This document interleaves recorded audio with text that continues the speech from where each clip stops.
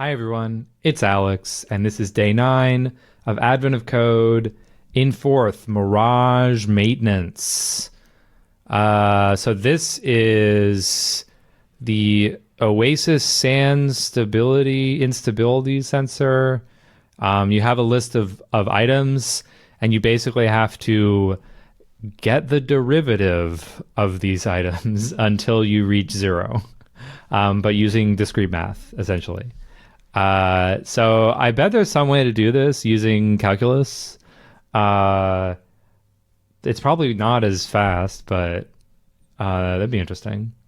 Anyway, so you get these values, you find the differences between them, and then you find the differences between those until you reach 0. In part 1, you take the final value, or basically in part 1, you just sum up like all of the rightmost values. I mean, this is all sorts of prose here, but you just sum up the rightmost values.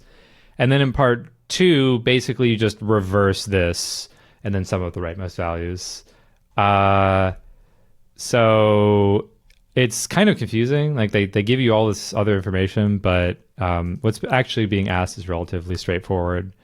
So the way that I solve this, again, you're going to see the array construct from an earlier video, is we do this like history step, which calculates the derivative or the differences between each of the values, and then tells you if it's complete. So it tells you if all the values are 0. So I create an array, and then I just write over that array in place, and I keep the rightmost value, and then I sum everything up at the end. So here I just start iterating to smaller and smaller and smaller windows until I reach 0. And so it always is going to keep the rightmost value in the array. So this is what his step does, is it just gives you all the differences up to like the end of the array minus 1, essentially. And then extrapolate will... extrapolate will continue that process until this is complete. And so the way that I parse the input here is I tried a few different things. This isn't ideal, but I tried something different, which is you can use this exec binder. And what this does is it basically lets you hijack the input stream to point to a file. And so then I can read Word, and instead of Word calling from standard in, Word calls from the file. And so I read the numbers in the file, and then I parse them that way. And so I like read Word a number of times to get a line, calculate the extrapolation, sum those up, add it to the total, and then continue on the next line.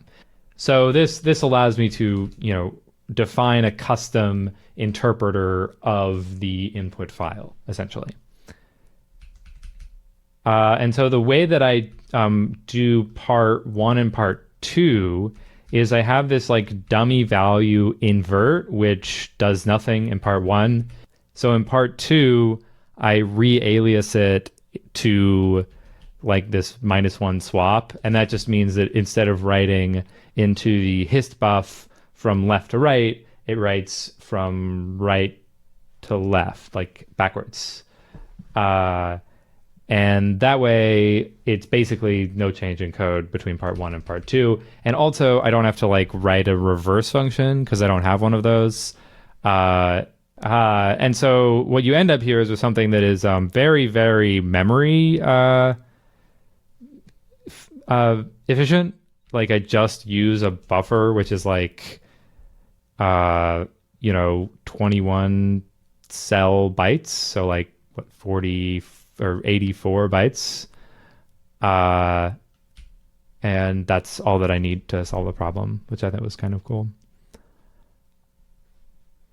Other than that, that is day 9 of Advent of Code in fourth. Thanks again for tuning in, and I hope to see you on the next video. Don't forget to like, subscribe, hit that bell to get notified every time I am on here dropping some fourth knowledge.